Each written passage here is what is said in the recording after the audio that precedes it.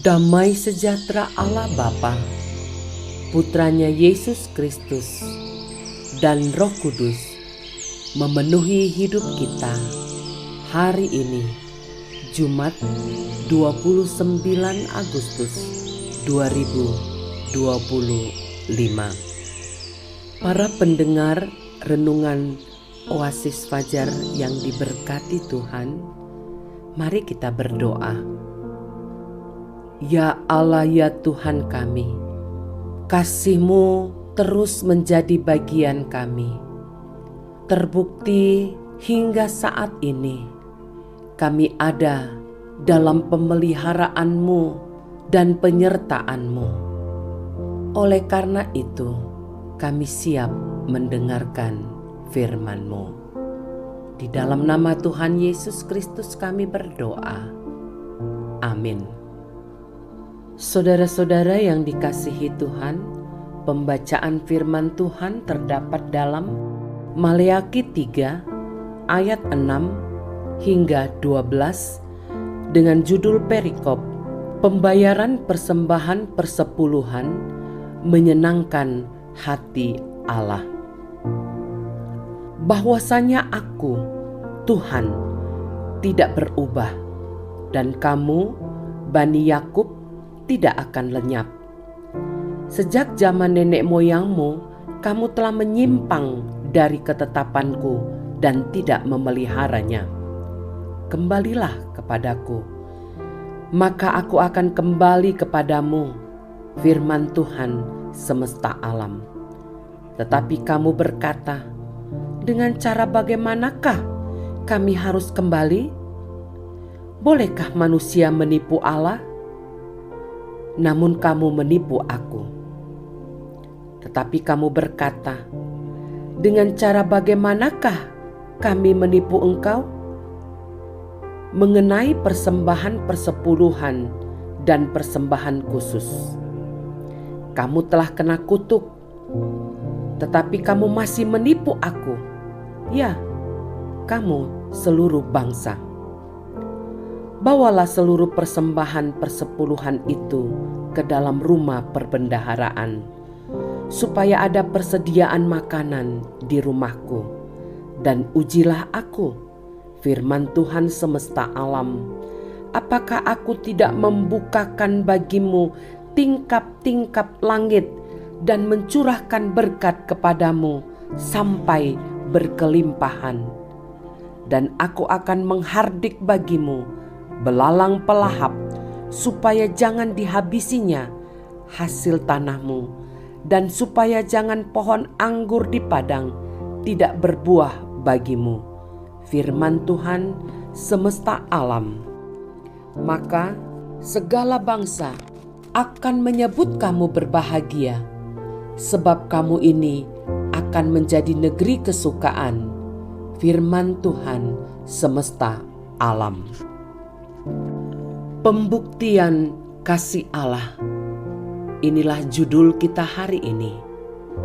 Ayat penekanan pada ayat 11. Aku akan menghardik bagimu belalang pelahap, supaya jangan dihabisinya hasil tanahmu, dan supaya jangan pohon anggur di padang tidak berbuah bagimu, firman Tuhan semesta alam. Saudaraku, dalam hidup ini ada banyak orang hanya mau menerima hak, tetapi tidak mau menjalankan kewajibannya. Padahal antara hak dan kewajiban harus berjalan seimbang, sehingga terwujud hidup yang harmonis. Begitu juga dalam hubungan dengan Tuhan. Kita sering menuntut Tuhan untuk memberikan berkat-berkat-Nya, menyelesaikan masalah-masalah, menyelamatkan dari musibah yang diakibatkan oleh kesalahan kita sendiri. Namun sayangnya, kita tidak mau memenuhi apa yang Tuhan kehendaki untuk dilakukan.